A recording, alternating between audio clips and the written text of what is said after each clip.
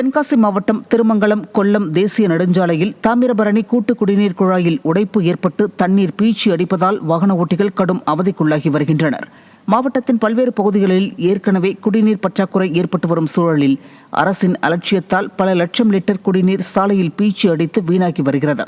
தகவல் அறிந்தும் குடிநீர் குழாயில் ஏற்பட்டுள்ள உடைப்பை சரி செய்யாமல் அதிகாரிகள் அலட்சியமாக இருப்பதாக பொதுமக்கள் குற்றம் சாட்டியுள்ளனர். தருமபுரி மாவட்டம் காரிமங்கலம் சந்தைக்கடை பகுதியில் மான் இறைச்சி விற்பனை செய்த 2 பேர் பிடிபட்டனர்.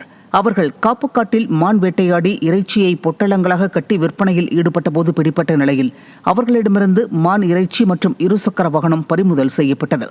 விசாரணையில் பிடிப்பட்ட இருவரும் கிருஷ்ணகிரி மாவட்டம் ஊத்தங்கரை பகுதியைச் சேர்ந்த அஜித் மற்றும் தருமபுரி மாவட்டம் அரூரை சேர்ந்த சரவணன் என்பது தெரியவந்தது.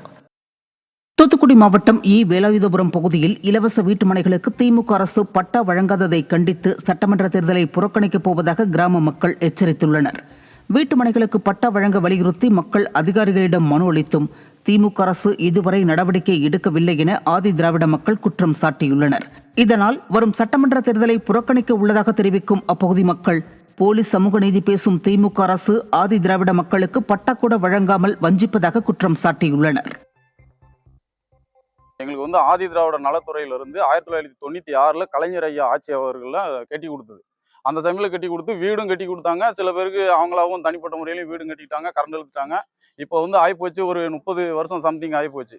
இப்போ அந்த கெட்டின வீடு பல வீடு இடிஞ்சு போச்சு. இன்னும் அந்த 30 சில்லற வருஷமா காலி மனா அப்படியேவும் கிடக்கு. இப்போ அதை எடுத்து கூட்டி கட்டலாம் அப்படின்னு பார்த்தீங்கன்னா எங்களுக்கு பட்டா கொடுக்கல. 110 வீட்டுக்கும் எங்களுக்கு பட்டா கொடுக்கல. இப்போ அந்த கெட்டின வீடு பல வீடு இடிஞ்சு போச்சு. பட்டா கொடுத்தா தான் இன்னைக்கு இருக்கிற சூழ்நிலையில நாங்கள் எந்த ஒரு அதை எடுத்து கட்ட முடியும். இல்லை ஒரு கரண்ட் பில் இழுக்கிறதுக்கோ கண்டிப்பாக பட்டா தேவை.